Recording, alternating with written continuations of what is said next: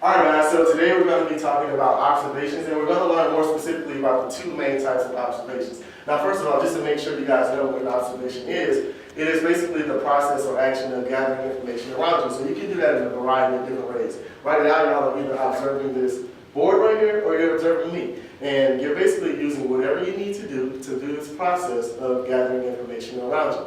Now, the first type of observation that we do have is called qualitative. Qualitative observations, you use your senses to gather information around you. So we're going to say qualitative uses senses to gather information. Now, name your senses. What are your 5 senses that you use to gather information?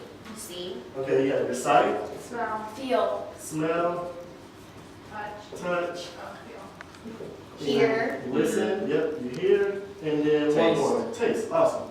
So, we use our 5 senses to gather information around us. So if I had a cookie right here, I want to say, hey, let's gather information about this cookie. So I'll touch it to see if it's soft, I'll smell it to see if it smells good, and then I'll taste it to see if it tastes even better. So I'm using qualitative observations to gather information about the cookie. Now, our second type is quantitative. Everyone say quantitative. Quantitative. Awesome.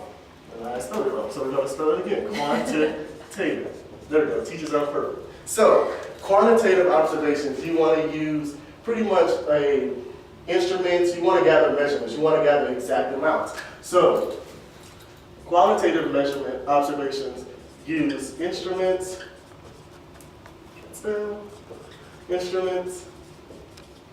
or measurements.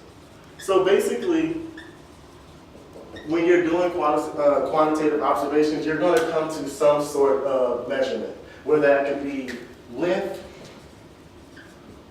So what's the type of length we can get? What can we measure length with? Inches. Inches, so we can get our length in inches, meters, feet, whatever. Yards. And then we can also gather what? What else? Area, that we use this length and width. We can do volume, mass. These are all types of quantitative observations that we can get. Now, what are some things that we can use to gather quantitative measurements? So what are some instruments that we can use to gather these types of data? A ruler. A ruler, great. And what can a ruler help us get? The length. Yeah, awesome. So a ruler helps us gather length. What's another one? Scale. A scale, perfect. So a scale can help us get what type of measurement that we have up here?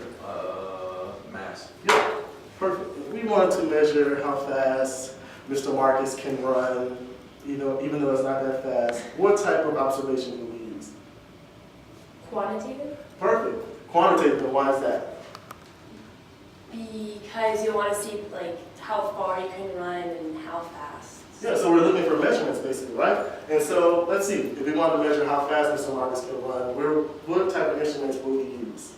Stopwatch. Stopwatch. So that's a perfect example. We'll use our stopwatch, that's our instrument to measure our measurement, which is speed. All right, so just to close it off, we're going to just make sure you guys have the 2 main points of what are our different types of observations and what do we use to gather those information. So, our qualitative observations, what do we use? Your senses. Our senses, and then we have 5 senses that we use to gather that information. Our 5 senses. Sight, smell, touch, hearing, and taste. Perfect.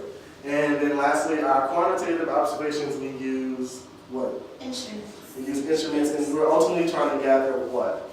Measurements. Measurements. Great, so that's our 2 key points. Qualitative uses our senses, quantitative uses instruments to get in measurement. All right, you guys did great.